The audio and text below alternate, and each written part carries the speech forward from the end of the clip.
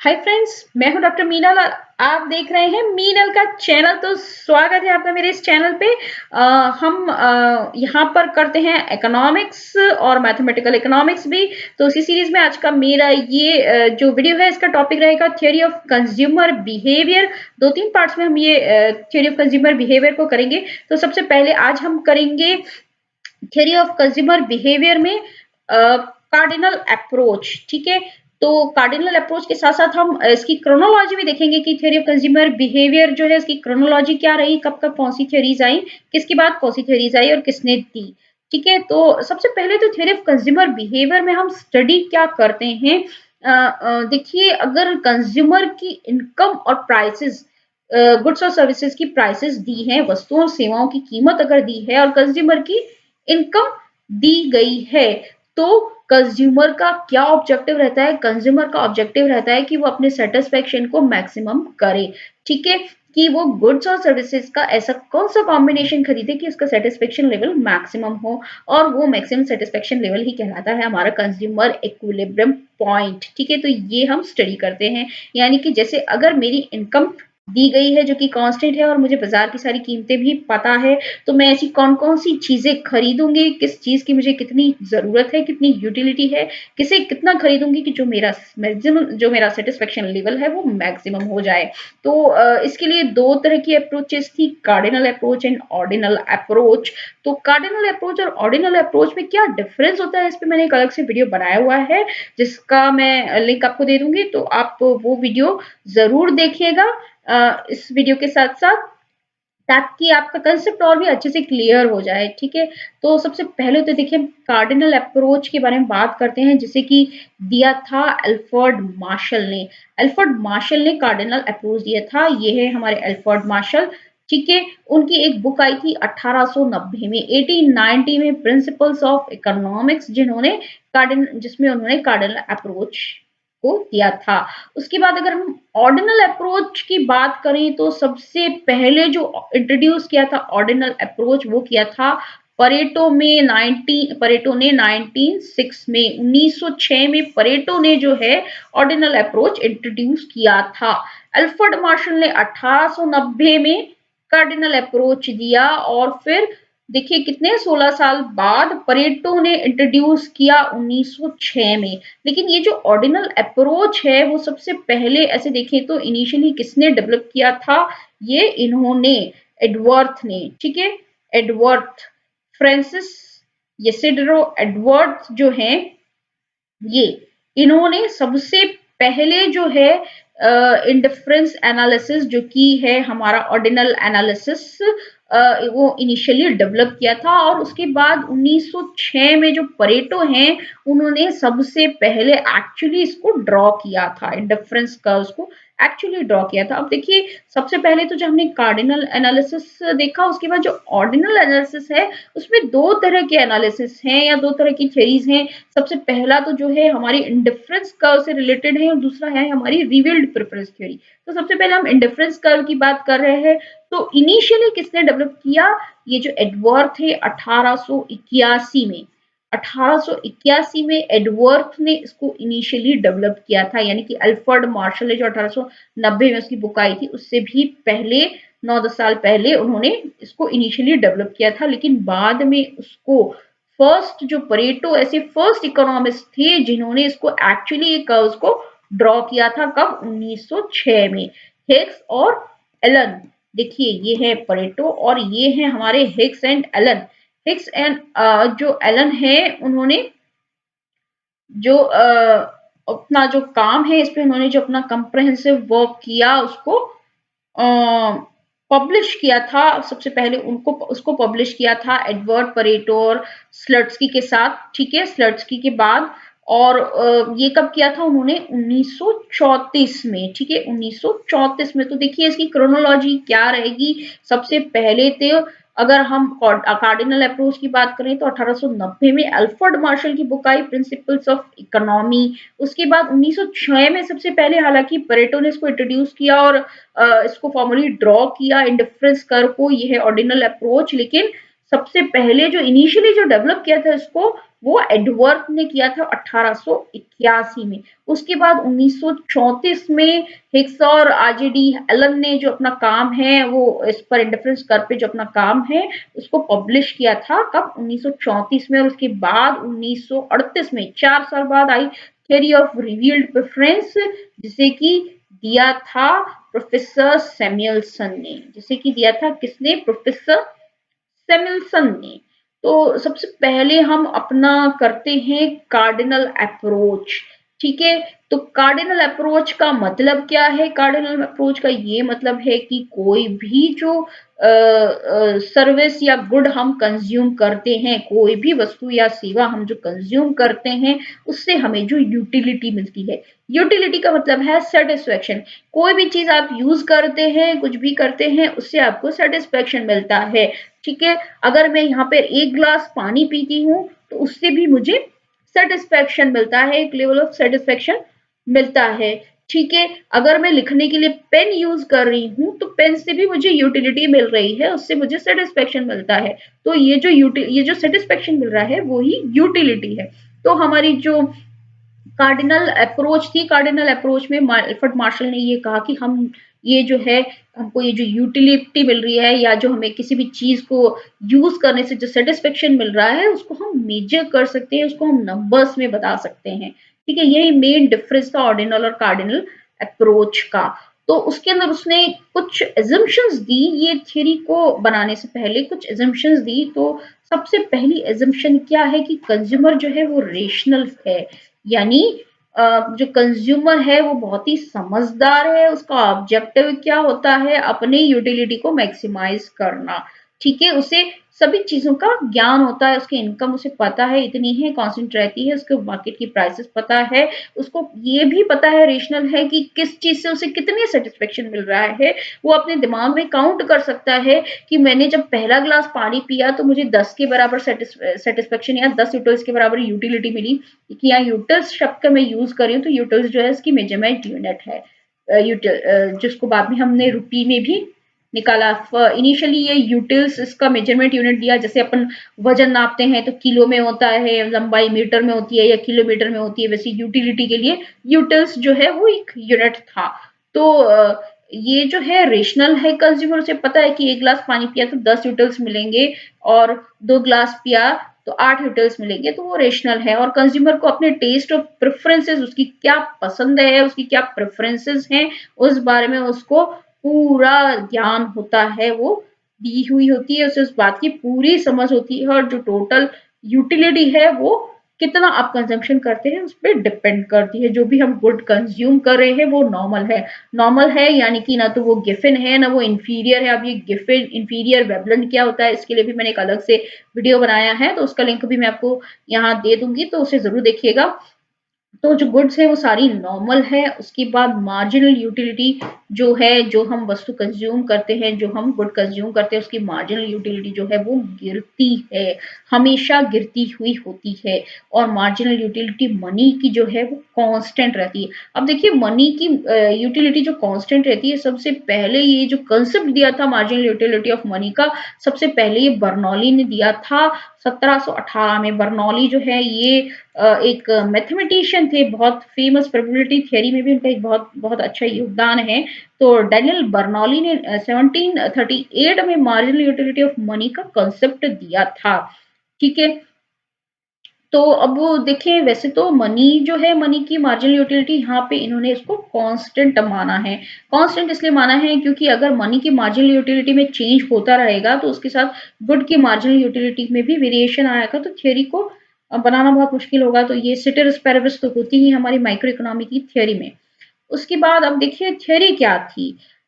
Theory ये थी कि हम जैसे जैसे किसी भी चीज का बहुत ज्यादा यूज करते रहते हैं, जैसे जैसे हम उसकी कंजम्पशन की, किसी भी चीज के कंजम्पशन की यूनिट्स बढ़ाते जाते हैं, हमारा जो उससे सेटिस्फेक्शन है वो कम होता जाता है। हर अगली इकाई से, हर एक्स्ट्रा यूनिट से हमको मिलने वाला जो सेटिस्फेक्शन है वो कम होता जाता है। अब जैसे कि मैं चाय पी रही हूँ, मैंने पहला कप पिया चाय का, ठीक है, बहुत इच्छा हो रही थी, सुबह उठी चाय पी, तो जब मैंने फर्स्ट कप पिया चाय का, ठीक है, फर्स्ट कप पिया तो जो मुझे यूटिलिटी मिली वो 9 के बराबर थी। ठीक है, यहाँ पे फर्स्ट लिखा है, समझो मैंने लिया ये फर्स्ट कप पिया तो 9 के बराबर मुझे यूटिलिटी मिली। फिर जब मैंने दूसरा कप पिया, ठीक है, तो जाहिर सी बात है जितना मजा मुझे पहला कप पानी पीने में आया उतना दूसरा कप पानी पीने में नहीं आएगा। तो जब मैंने दूसरा कप पानी पिया, दूसरा ग्लास सॉरी चाय पी, पहला ग्लास में पहले कप मैंने चाय पी, फिर जब मैंने दूसरा कप चाय पिया तो पहले वाले कप जितना मजा नहीं आएगा। मैं पी चुकी हूँ तो मेरी कुछ तो जो है संतुष्टि हो गई है और उससे मुझे कम यूटिलिटी मिलेगी, पहले से कम। यानी फर्स्ट में मुझे 9 मिली, फिर दूसरे में जो है मुझे एक्स्ट्रा जो दूसरा यूनिट है उसमें मुझे 6 ही मिली। ठीक है, यानी मेरी टोटल यूटिलिटी बढ़ के कितनी हो गई, 9 प्लस 6 इज इक्वल टू 15। यहाँ पे मैंने लिखा है पहले में मुझे मिली 9, ठीक है, फर्स्ट में मुझे मिली 9, सेकंड में मुझे 6 ही मिली, तो टोटल यूटिलिटी कितनी हो गई, 9 प्लस 16 कितना, 15। उसके बाद मैंने तीसरा कप और चाय पी। एक लिमिट होती है ना भाई चाय पीने की, सुबह सुबह कितना पी सकते हैं आप। तीसरा कप और चाय पी तो मुझे और भी कम यूटिलिटी मिली। मुझे अब तीसरे वाले से तो मुझे 3 के बराबर ही यूटिलिटी मिली, 3 के बराबर। तो मेरी टोटल यूटिलिटी कितनी हो गई, 15 प्लस 3 18। उसके बाद अब मुझे और चाय पीने की इच्छा नहीं, मैंने और भी फिर भी चाय पी तो मुझे 0 के बराबर यूटिलिटी मिली। मेरी चाय की इच्छा यहाँ तक पूरी हो गई थी 3 कप तक। अब चौथा कप मैंने पिया तो मुझे 0 के बराबर यूटिलिटी मिली। दैट मीन्स मेरी जो टोटल यूटिलिटी है वो कितनी रही, वो 18 ही रही। ठीक है, हर एक एक्स्ट्रा इकाई से जो मिलती है वो होती है मार्जिनल यूटिलिटी, और फिर टोटल करें तो वो हो गई टोटल यूटिलिटी। अब मेरे को यहाँ पे 0 यूटिलिटी मिली, लेकिन उसके बाद भी मैंने एक और कप चाय इन केस अगर पी ली, 5वां कप पी लिया, तो हो सकता है वो मेरे शरीर में नुकसान करे, मुझे एसिडिटी कर ले, गैस कर ले। ठीक है, तो इससे जो मेरी यूटिलिटी है ना वो नेगेटिव हो जाएगी, -3। तो मेरी टोटल यूटिलिटी भी कम होकर क्या हो जाएगी, 15 हो जाएगी। तो 15 हो जाएगी। तो ये ही थी हमारी कार्डिनल अप्रोच, जहां हमने यूटिलिटी को मेजर किया, नंबर्स में मेजर किया 9 6 3 0। उसके बाद टोटल यूटिलिटी को भी हम नंबर्स में दिखा सकते हैं। उसके बाद ये जो है 0 पे ये है पॉइंट ऑफ सेटिस्फेक्शन है। यहाँ पे हमको पूरा सेटिस्फेक्शन हो गया, 0 हमको यूटिलिटी मिल रही है। तो खास बात क्या है देखिए इस फिगर की, यहाँ पर रिलेशन देखिए, जब भी टोटल यूटिलिटी जो है वो इंक्रीज होती है, ये टोटल यूटिलिटी जो इंक्रीज हो रही है वो डिक्रीजिंग रेट से इंक्रीज हो रही है। डिक्रीजिंग रेट यानी कि पहले तो यहाँ पर 6 का इंक्रीज हुआ, उसके बाद यहाँ पे 3 का इंक्रीज हुआ, और फिर यहाँ पे 0 का इंक्रीज हुआ। तो ये इंक्रीज तो हो रही है लेकिन डिक्रीजिंग रेट से इंक्रीज हो रही है। और जब ये डिक्रीजिंग रेट से इंक्रीज हो रही है तो मार्जिनल यूटिलिटी क्या है, वो गिर रही है। मार्जिनल यूटिलिटी गिरती भी होती है। और जब टोटल यूटिलिटी अपने मैक्सिमम पॉइंट पे होती है, टोटल यूटिलिटी अपने मैक्सिमम पॉइंट पे कहाँ है, ये यहाँ 18 पे, तो मार्जिनल यूटिलिटी कितनी हो जाती है हमारी, 0 हो जाती है। मार्जिनल यूटिलिटी 0 हो जाती है। और जब टोटल यूटिलिटी गिरना स्टार्ट होती है, ठीक है, गिरना कैसे, ये इंक्रीजिंग रेट से गिरना स्टार्ट होगी। ठीक है, यहाँ पे 3 गिरी, फिर आगे 6 गिरेगी, ऐसे इंक्रीजिंग रेट से गिरना स्टार्ट होती है। तो ये जो मार्जिनल यूटिलिटी है ये भी गिरती है और ये नेगेटिव हो जाती है। ठीक है, ये नेगेटिव हो जाती है। तो ये जो रिलेशन है एमसीक्यूज में कभी कभी पूछा जाता है टोटल यूटिलिटी और मार्जिनल यूटिलिटी कर्व्स का, कि कभी कोई इंक्रीज हो रहा है तो टीयू इंक्रीज हो रही है तो एमयू में क्या हो रहा है, एमयू नेगेटिव हो रही है तो टीयू कहाँ होगी, तो ये पूछा जा सकता है। तो अब देखिए ये जो मार्जिनल यूटिलिटी है इसमें गोसेन जो है एक पर्शियन इकोनॉमिस्ट थे। ठीक है, पर्शियन इकोनॉमिस्ट थे और इन्होंने general theory of marginal utility को बहुत अच्छे से फर्स्ट टाइम उन्होंने एलिब्रेट किया था गोसेन ने। तो गोसेन के 3 नियम है, गोसेन का फर्स्ट लॉ, सेकंड लॉ और थर्ड लॉ। जैसे कई बार एग्जाम में क्वेश्चन पूछा जाता है तो देखिए क्या है गोसेन का जो नियम है या गोसेन का फर्स्ट लॉ क्या है, the additional utility which a person derive from the consumption of commodity diminishes. ठीक है, that is total utility increases at diminishing rate, that means marginal utility continues to diminish. ठीक है, जैसे जैसे ये जो कोई भी इंसान है किसी भी चीज का जैसे जैसे एडिशनल यूटिलिटीज का कंजम्पशन करता रहता है तो उसकी जो टोटल यूटिलिटी है वो घटती हुई दर से बढ़ती है। जैसा वही चीज है जो कि हमने पीछे अभी हमारे डायग्राम में समझी है। और घटती हुई दर से बढ़ती है, इसका क्या मतलब है? इसका मतलब है मार्जिनल यूटिलिटी जो है वो लगातार गिरती है। मार्जिनल यूटिलिटी लगातार गिरती है। और उसके बाद देखिए यहाँ पे फॉर्मूला क्या है एन की मार्जिनल यूटिलिटी। अगर हम nth कमोडिटी यूज करते हैं, nth कमोडिटी की मार्जिनल यूटिलिटी क्या होगी? nth कमोडिटी की total utility minus n minus oneth कमोडिटी की टोटल यूटिलिटी। यानी कि जैसे हमने यहाँ पे इसमें किया था, यहाँ पे सेकंड जो है सेकंड यूनिट की हमको निकालनी है, सेकेंड यूनिट की हमको मार्जिनल यूटिलिटी निकालनी है। तो हम क्या करेंगे? टोटल यूटिलिटी जो है सेकेंड यूनिट की माइनस टोटल यूटिलिटी जो है फर्स्ट यूनिट की, n माइनस वन, एन यहाँ क्या है 2, तो 2 माइनस वन 1, फर्स्ट कम्युनिटी की टोटल यूटिलिटी, इसमें से इसको माइनस करेंगे तो इसकी मार्जिनल यूटिलिटी आ जाएगी हमारी 6।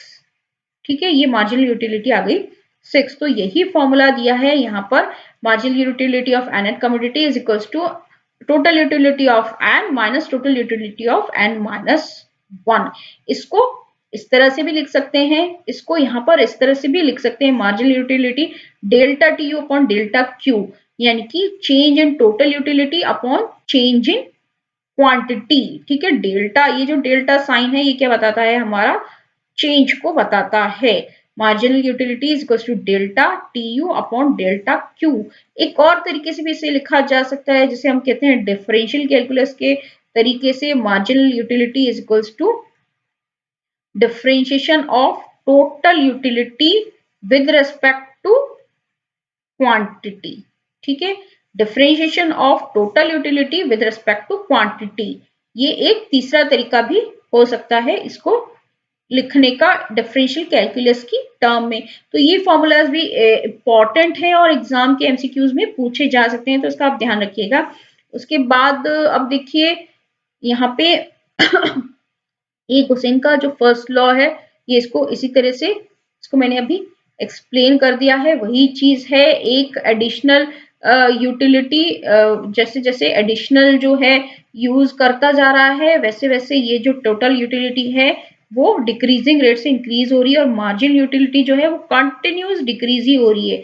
देखिए 9 की 6 हो गई, 6 की 3 हो गई, 3 की 0 और 0 की -3, तो सेम चीज है। उसके बाद गुसेन का सेकंड लॉ, जिसे कि हम क्या कहते हैं? जिसे कि हम law of equi marginal utility भी कहते हैं, सम सीमांत उपयोगिता नियम। ठीक है, सम सीमांत उपयोगिता नियम भी कहते हैं, सम सीमांत उपयोगिता ह्रास नियम भी कहते हैं, law of diminishing equi marginal utility. ठीक है, अब ये जो नियम है ये क्या कहता है? बहुत ही इंटरेस्टिंग है। In equilibrium consumer will allocate expenditure so that the ratio of marginal utility to price marginal cost of acquisition is equal across all the goods and services। ठीक है, अब ये क्या कहता है? एक जो कंज्यूमर है वो अपना एक्सपेंडिचर इस तरह से एलोकेट करता है कि मार्जिनल यूटिलिटी और जो प्राइस है उसका जो रेशियो है वो सभी गुड्स के लिए इक्वल होगा, सारी गुड्स एंड सर्विसेज के लिए इक्वल होगा। यानी कि कंज्यूमर जैसे अगर तीन गुड्स यूज कर रहा है, एक्स वाई एंड जेड, और साथ में एक चीज और है हमारी मनी। ठीक है, ये MUM, ये क्या है? ये है मार्जिनल यूटिलिटी ऑफ मनी, ये है मार्जिनल यूटिलिटी ऑफ मनी। तो देखिए, क्योंकि ये मनी हम इसलिए लिखते हैं क्योंकि देखिए चार चॉइसेस है, या तो एक्स खरीद सकता है, वाई खरीद सकता है, जेड खरीद सकता है, या वो पैसे को भी अपने पास रख सकता है, तो पैसे की भी एक यूटिलिटी है। हालांकि इसमें तो अब हम इसमें हमने अजम्पशन ली थी कि इसकी यूटिलिटी जो है वो कांस्टेंट रहती है, इसकी यूटिलिटी जो है कांस्टेंट रहती है, ये हमने अजम्पशन ली थी। ठीक है, तो यानी कि इक्विलिब्रियम में कब होगा? जबकि marginal utility of money is equals to marginal utility of X upon price of X. इसकी प्राइस के साथ इसका जो रेशियो है वो y की यूटिलिटी का y की प्राइस के साथ रेशियो के बराबर, और z की यूटिलिटी का z की प्राइस के रेशियो के साथ बराबर हो। ठीक है, तो ये कंडीशन रहती है, ये तभी यूटिलिटी में, तभी ये जो है इक्विलिब्रियम में रहता है। तो ये जो कंडीशन है ये बहुत ध्यान रखने की है। जितनी गुड्स एंड सर्विसेज वो कंज्यूम कर रहा है उन सबका प्राइसेस का जो रेशियो है वो इक्वल होता है और वहीं पे इक्विलिब्रियम होता है। अब ये देखते हैं कि ये कैसे होता है। ठीक है, अब सबसे पहले देखें कि अगर एक सिंगल कमोडिटी है तो सिंगल कमोडिटी में कहाँ पे होगा इक्विलिब्रियम। सबसे पहले ये देखिए, ये हमने ये जो ड्रॉ किया है ये मार्जिनल यूटिलिटी है एक्स की। सपोज एक ही कमोडिटी है एक्स, तो ये जो है हमारी एक्स की मार्जिनल यूटिलिटी की लाइन है। ठीक है, अब लॉ के हिसाब से क्या है, लॉ के हिसाब से होता है marginal utility of money is equals to marginal utility of X upon price of X. ठीक है, price of X is given, price of X दी हुई है, तो ये यहां पर जो है सीधी सीधी लाइन है। और मार्जिनल यूटिलिटी ऑफ मनी जो है वो भी कांस्टेंट है। तो इक्विलिब्रियम में ये कहाँ होगा, जहां मार्जिनल यूटिलिटी जो है प्राइस को कट करेगी। तो एक कमोडिटी के लिए इक्विलिब्रियम कब होगा, when marginal utility of X is equals to price of X. ठीक है, जहां पे ये इसको इंटरसेक्ट करेगी। तो ये बात भी ध्यान देने की है, एमसीक्यूज में इसके बारे में भी क्वेश्चन पूछा जा सकता है। अब उसके बाद देखिए, सबसे पहले तो इसको, इस फिगर को देखने से पहले हम ये टेबल देखते हैं। अब देखिए, अगर दो कमोडिटी है एक्स एंड वाई, तो जो मैंने आपको कहा कैसे होगा, और अगर उसके पास जो 8,000 रुपीज है वो खर्च करने हैं, मनी की मार्जिन यूटिलिटी जो है हमारी कांस्टेंट है, तो वो कैसे खर्च करेगा।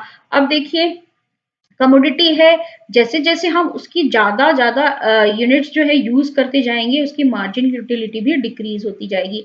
यहाँ देखिए, ये एक्स की मार्जिन यूटिलिटी ये डिक्रीज होती जा रही है, ये वाई की मार्जिन यूटिलिटी ये भी डिक्रीज होती जा रही है। तो अब किस तरह से अपने एक्सपेंडिचर को कंज्यूमर एलोकेट करेगा। तो देखिए, 8,000 है, फर्स्ट 1,000 रुपीज तो ये कहाँ खर्च करेगा, ये 20 जहां सबसे ज्यादा यूटिलिटी मिल रही है। सेकेंड 1,000 भी यहीं पे खर्च करेगा क्योंकि यहाँ पे भी अभी सबसे ज्यादा यूटिलिटी मिल रही है। फिर थर्ड 1,000 रुपीज वो यहाँ पे खर्च करेगा। ठीक है, यहाँ 16 के बराबर यूटिलिटी मिल रही है और फोर्थ यहाँ करेगा 16 के बराबर, क्योंकि यहाँ पे ये एक्स की जो है दो 2,000 खर्च कर चुका है, एक्स परचेज कर चुका है। यहाँ पे 16 16 दोनों बराबर है, तो जो थर्ड है वो 16 इधर खर्च करेगा, फोर्थ इधर खर्च करेगा। अब फिफ्थ यूनिट वो वाई की ले लेगा क्योंकि यहाँ 14 यूटिलिटी मिल रही है, सिक्स में भी यहाँ 14 मिल रही है तो ले लेगा। फिर सेवंथ वाई का, और ट्वेल्थ जो है वो भी वो एक्स का। तो इस तरह से टोटल 8,000 रुपीज वो एलोकेट कर देगा। अब चूंकि रेशनल है तो ये मानते हैं कंज्यूमर को सारा पता होता है कि कहाँ कितने यूनिट से, एक्स की कितनी यूनिट से कितनी यूटिलिटी मिल रही है और वाई की कितनी यूनिट से कितनी यूटिलिटी मिल रही है। तो इस तरह से टोटल 8,000 रुपीज वो इस तरह से एलोकेट कर लेगा और टोटल जो इसका सेटिस्फेक्शन लेवल है वो मैक्सिमम होगा। इसी को यहाँ पे इस डायग्राम में बताया है।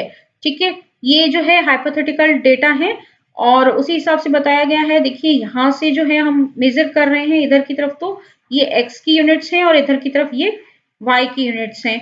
ठीक है, अब उसके बाद यहाँ पे मार्जिनल यूटिलिटी है और ये भी मार्जिनल यूटिलिटी दोनों तरफ मेजर की हुई है।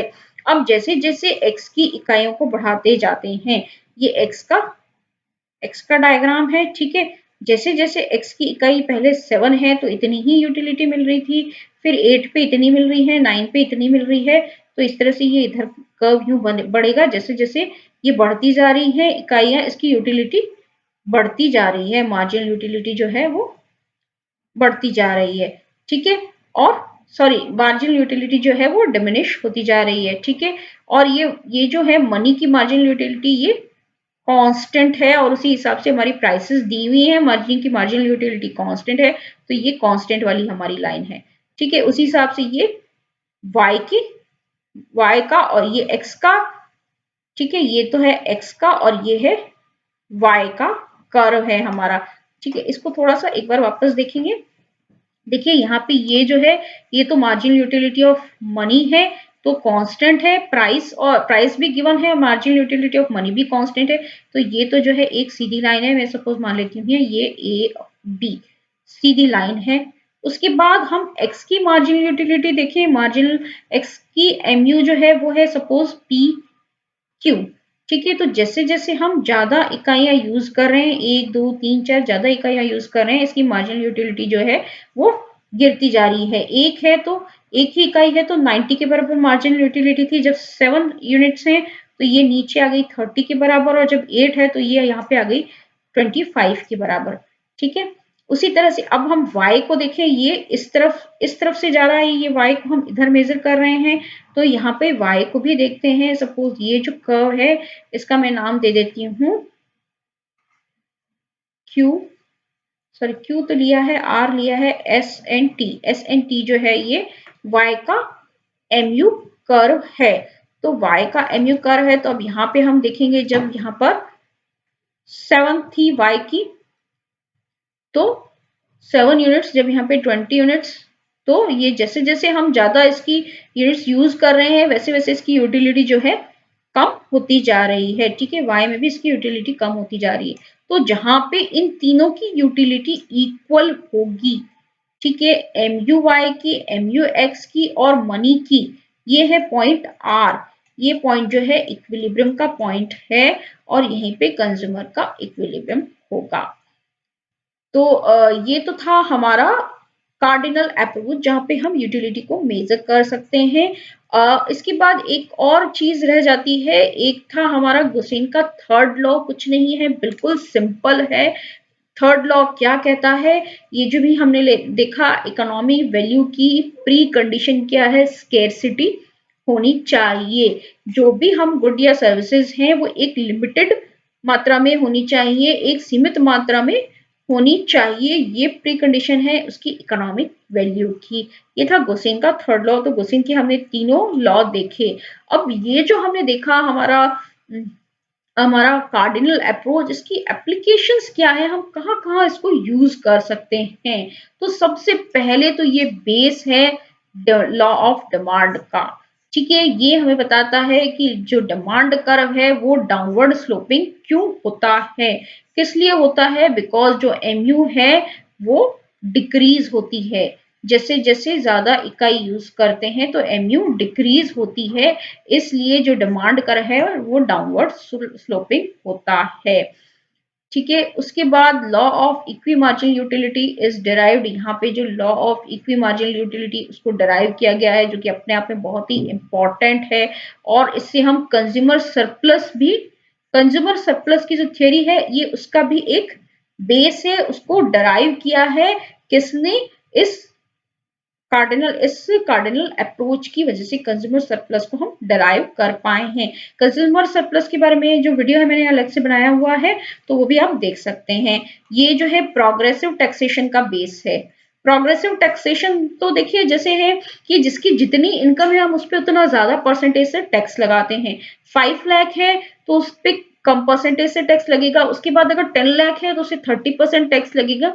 तो ये क्या है, इसका क्या बेस है, प्रोग्रेसिव टैक्सेशन का बेस ये है कि जिसके पास जितना ज्यादा पैसा होगा उसके लिए पैसे की यूटिलिटी, मार्जिनल यूटिलिटी इतनी ही कम होगी। ठीक है, मार्जिनल यूटिलिटी थ्योरी क्या कहती है, किसी भी चीज को हम जितना ज्यादा कंज्यूम करते हैं, हमारे पास जो चीज जितनी ज्यादा होती है हमारे लिए उसकी यूटिलिटी उतनी ही कम होती है। तो जिसकी इनकम जितनी ज्यादा है उसके लिए पैसे की मार्जिनल यूटिलिटी उतनी ही कम है, तो उस हिसाब से हम उस पर ज्यादा परसेंटेज से टैक्स इम्पोज कर सकते हैं। तो ये जो प्रोग्रेसिव टैक्सेशन है उसको उसका ये बेस है। फिर ये है वाटर डायमंड पैराडॉक्स। देखिए जो पानी है वो पानी की यूटिलिटी हमारे लिए बहुत ज्यादा है। वैसे हम देखें तो पानी के बिना हम जिंदा नहीं रह सकते, लेकिन हीरे की हमारे लिए कोई इतनी ज्यादा यूटिलिटी नहीं है, नहीं हो तो भी चलेगा, ये वो सिर्फ एक शोपीस जैसा है। तो वाटर डायमंड पैराडॉक्स क्या कहता है कि ऐसा क्यों है कि पानी जो है उसकी यूटिलिटी इतनी ज्यादा होते हुए भी उसका जो वैल्यू है वो बहुत कम है, या उसकी जो रेट है वो बहुत कम होती है, जबकि हीरे की कोई यूटिलिटी नहीं है फिर भी वो इतना महंगा होता है। तो इस पैराडॉक्स को मैंने एक अलग से वीडियो में अच्छे से एक्सप्लेन करूंगी, और फिलहाल ये जो पैराडॉक्स है इसको मार्जिनल यूटिलिटी जो हमारी कार्डिनल अप्रोच है उससे बहुत अच्छे तरीके से एक्सप्लेन किया गया है कि ऐसा क्यों होता है कि पानी की यूटिलिटी इतनी ज्यादा है, हमारे लाइफ के लिए इतना इंपॉर्टेंट है, फिर भी वो सस्ता होता है, जबकि हीरा इतना महंगा होता है। लेकिन इसके साथ साथ इस थ्योरी की कुछ लिमिटेशंस भी है, जिसकी वजह से बाद में ऑर्डिनल अप्रोच आई। सबसे पहली चीज तो उन्होंने जो कहा, जो उसका बेस है कि यूटिलिटी जो है वो मेजरेबल है, वही चीज गलत है। अब देखिए प्रैक्टिकल लाइफ में अगर मैं कहीं कुछ चीज खरीदने जाऊं, मैं एक ड्रेस खरीदने जाऊं, तो क्या मेरे मन में ऐसे नंबर्स चलते हैं कि मुझे 10 के बराबर यूटिलिटी मिल रही है, 20 के बराबर यूटिलिटी मिल रही है, और इस वाले ड्रेस से मुझे इतनी यूटिलिटी मिल रही है? क्या ये प्रैक्टिकली ऐसा होता है? सच में ऐसा नहीं होता। तो ये इसकी एक लिमिटेशन है। इसके बाद इन्होंने बोला marginal utility of money is constant, लेकिन मनी की मार्जिनल यूटिलिटी कांस्टेंट नहीं होती। जिसके पास कम पैसे हैं उसके लिए पैसे की उपयोगिता उतनी ही अधिक होती है, जिसके पास ज्यादा पैसे हैं पैसे की उपयोगिता उसके लिए कम होती है। तो ये कांस्टेंट कभी नहीं होती। और जो यूटिलिटीज हैं वो इंडिपेंडेंट नहीं होती, एक दूसरे पे डिपेंडेंट होती हैं। कई बार चीजें भी एक दूसरे से संबंधित होती हैं, तो ये इंडिपेंडेंट नहीं हो सकती। उसके बाद जो है गिफन पैराडॉक्स, गिफन वस्तुएं क्या होती है, क्या इसका पैराडॉक्स होता है, मैंने अलग से वीडियो में बताया है। तो गिफन पैराडॉक्स को समझाने में ये बिल्कुल असफल रहा है। और उसके साथ साथ ये जो इनकम इफेक्ट और सब्सटीट्यूशन इफेक्ट है, इसको सेपरेट नहीं कर सकता, जबकि इंडिफरेंस कर्व एनालिसिस में इनकम इफेक्ट और सब्सटीट्यूशन इफेक्ट को बहुत अच्छे से सेपरेट करके बताया है स्लट्सकी हिक्स ने।